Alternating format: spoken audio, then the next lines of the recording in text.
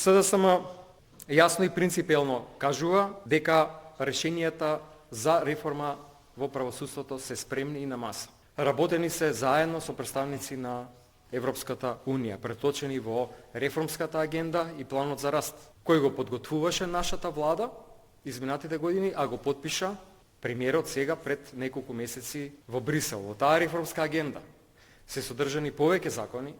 во делот на правосудството и закони кои што се однесуваат на